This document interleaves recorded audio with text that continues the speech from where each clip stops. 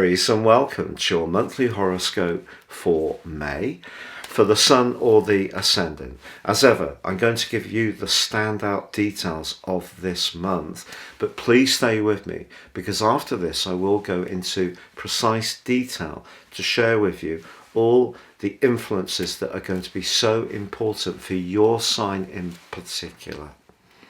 Now, as this month begins, we're still surfing the majesty of the solar eclipse, the black moon, which occurred at the end of last month.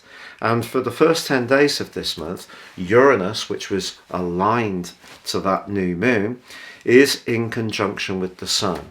So having the desire to follow your instincts when it comes to new and fresh approaches can really work to your advantage.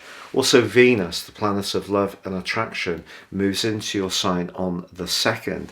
That's going to help you to attract a lot of positivity in your direction in all sorts of ways, whether it's around your love life or around a financial strand too. But Jupiter, the planet of growth, the planet of traditional fortune, joins your sign on the 10th. Now, this has been an unusual ecliptic because it is going to go back into the sign of Pisces later this year, but it will come back into your sign as 2022 comes to a close.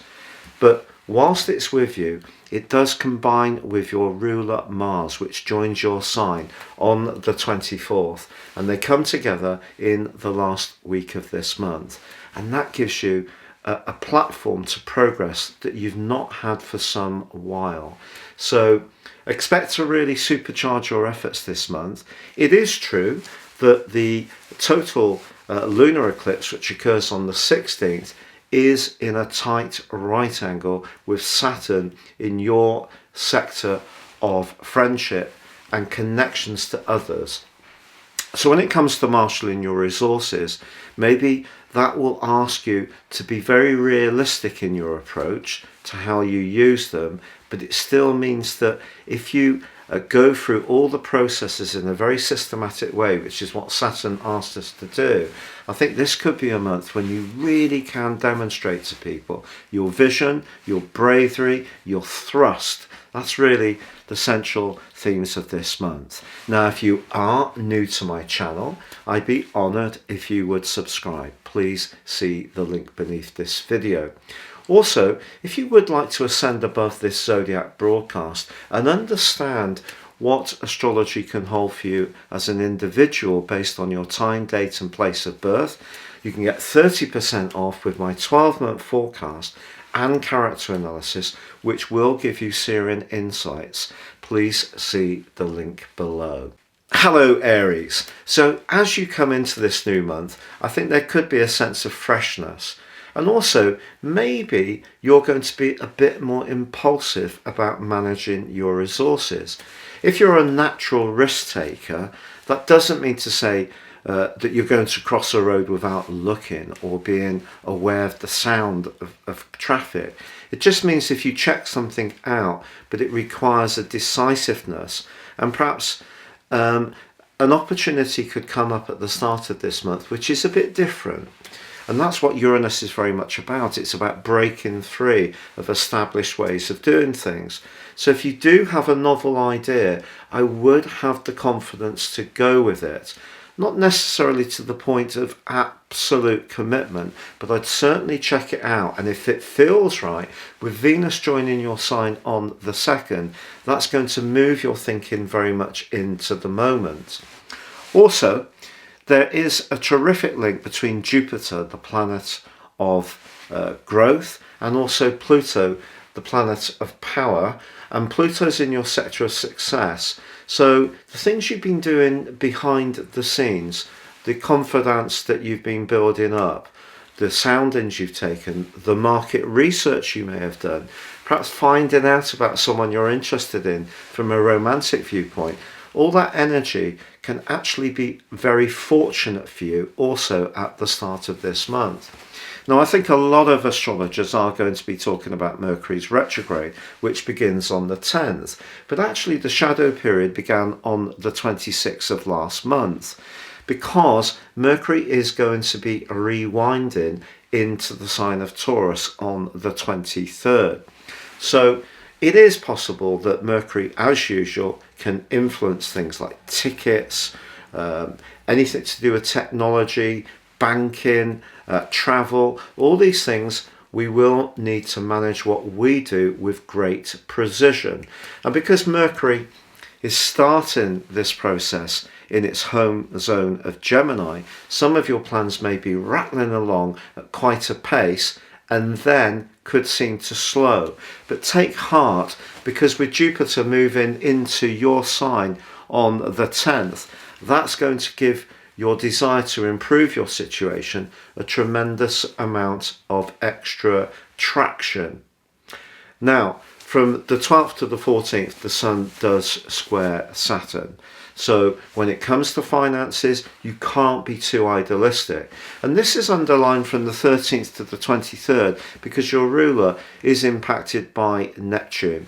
Some faulty information may get blamed on Mercury's retrograde, but it's much more likely to be the swirling mist that is Neptune, because you may feel that you're following a hunch, but that hunch may be based on something that you're told that may not necessarily be absolutely crystal correct. So just bear that in mind. So by the time we have that lunar eclipse on the 16th, your realism is not going to pulverize your passion, but at the same time, you're keeping your feet enough on the ground to make progress forwards in a meaningful way. And what's going to help you, despite the retrograde to Mercury, is that on the 21st, the Sun moves into Gemini. So you will feel more alert, and that can help you to push back a little bit on any gremlins that may have crept into the system.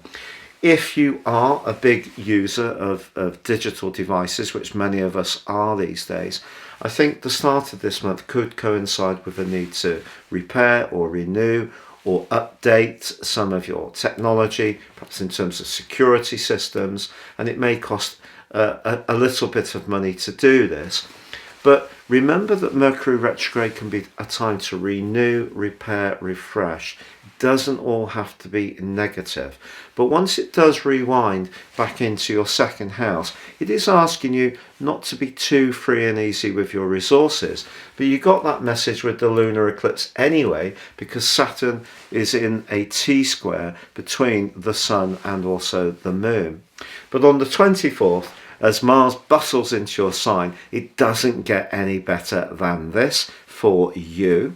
And that's going to really empower you. And also on the 28th, with Venus moving into your second solar house, any concerns about money can make way for some real opportunities. It's a very rare time when Venus moving into the second solar house doesn't coincide with some kind of uptick in terms of our income. Now, from the 24th to the 28th, it is true that there is a square between Venus and Pluto.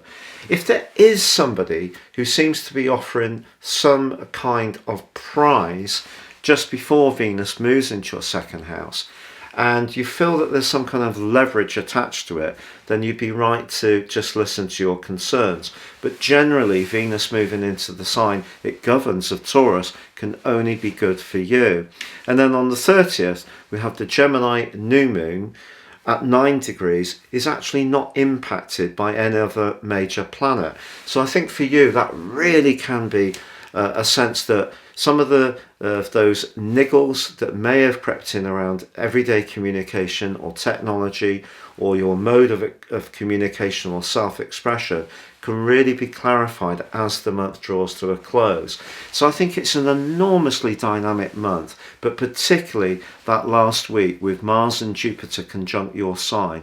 This can give you the confidence to move forwards with the drive, conviction and self-belief that really is the best of you. We all have various ways of expressing ourselves, and obviously with COVID, the war in Ukraine, there's been a lot of headwinds over the last few years, but I think you're really going to be getting on the front foot as this month draws to a close. It's been a real pleasure being with you, Aries. Take care, stay safe, and goodbye.